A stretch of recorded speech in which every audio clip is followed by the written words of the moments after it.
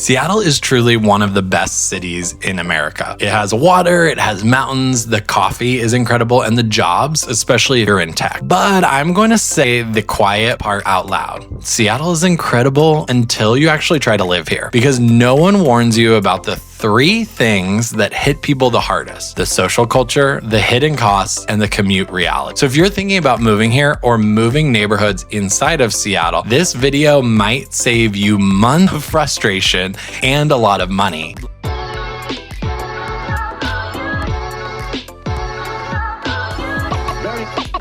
Let's start with everybody jokes about until they're living it. And what is that? You can probably guess: the Seattle freeze. So it's not that people are rude. Seattle people are actually really quite nice and polite, but polite and welcoming are definitely not the same things. Even local publications trace the phrase Seattle freeze to a Seattle Times feature that popularized this term in the mid-2000s because newcomers kept reporting the same experience over and over again. It was hard to break in socially. And even recently, KUOW covered a whole organization trying to thaw the freeze because so many transplants move here and they struggle to build community. And I've experienced this myself. I've heard from people and had a conversation with people where we've literally sat at dinner and talked about how in Seattle, when you get in an elevator of an office building, people are not saying hello to you. They're not saying hi. And it makes some people really mad, especially if you're coming from parts of the country like Texas or the Midwest where people are really friendly and welcoming. This is not Seattle, and you have to go out of your way if you want to break in, because here is the truth. Seattle is an amazing place to live if you move here with a plan, and not just for housing, but for lifestyle and community. You have to have a plan for it all. So keep that in mind.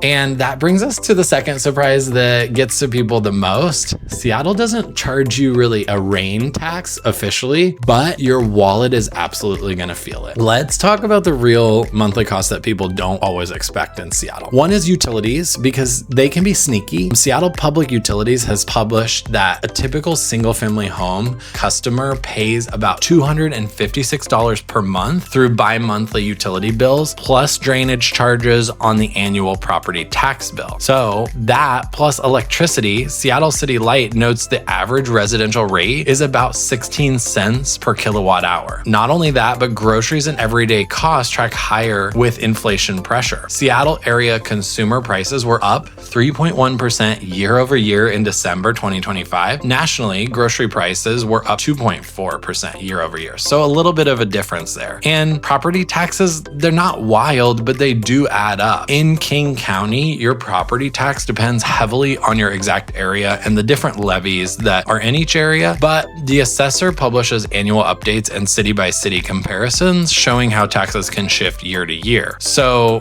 the way to translate that is two homes that cost the exact same when you purchase them can have very different property tax bills depending on where they are. And we also have to talk about the thing that nobody talks about. Nobody can really budget hack. The costs climb for everyone, and don't even get me started on delivery fees. I talk about all the time with my friends. I can no longer order groceries to be delivered or Uber Eats or anything like that because the city cost of that service is exponential, and it continues to get higher to the point where your food is now double what it was before. So now we have to talk about the one cost that nobody in Seattle can really budget hack, and that is Seattle traffic. So Seattle traffic is not just in rush hour, it's really a daily negotiation with your own sanity. In the city of Seattle, the average commute time is roughly 26 to 27 minutes, and that's on average, meaning plenty of people do way more than that. Regionally, congestion data shows the Seattle area continues to rank among the more painful US cities for delays. One recent report that I found cited 87 hours of traffic delay for Seattle area drivers just in 2024 alone.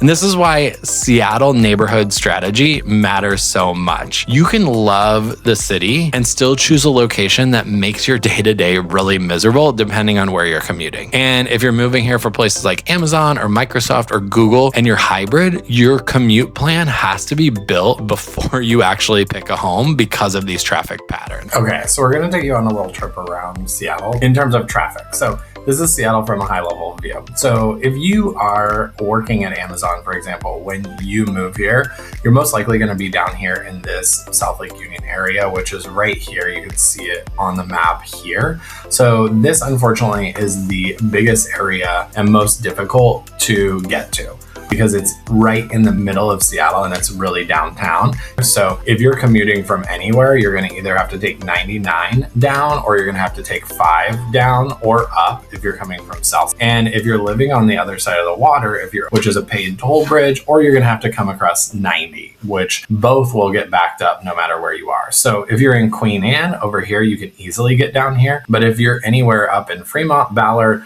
anywhere in Wallingford, you're going to have to be going across the 99 bridge.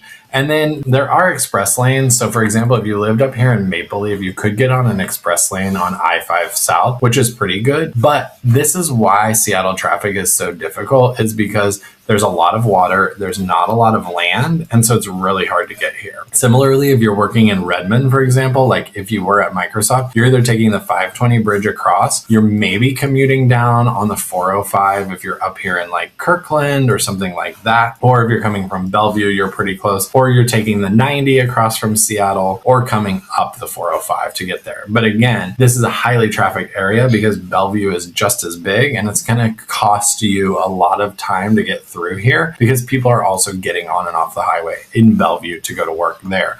So if you're coming from South Seattle, for example, imagine you'd have to go up I-5, get onto 90, come across to 405, then get on to 520 just to get to Redmond. That's going to be over an hour-long commute. Similarly, if you're over here in the West Seattle area, unless you work in this area, you're going to have to get somewhere else in Seattle. If you can go from West Seattle to downtown with no traffic, it's probably 15 minutes. But anything with traffic, you're spending at least 30 minutes because, again, here's another bridge, West Seattle Bridge. So Seattle is just full of bridges and water, which does not make it easy to commute anywhere. So is Seattle worth it? Here's my honest take. Yes, if you choose Seattle intentionally, not just based on price, but on how you want to live, how you want your day-to-day to be. The pros are the beautiful access to nature, really year-round, water and mountains. There is a strong job market, especially in tech. And then the neighborhoods, they have a real identity, and there's definitely community pockets throughout Seattle. Utilities and the day-to-day costs definitely surprise people when they move here. And then traffic can quietly control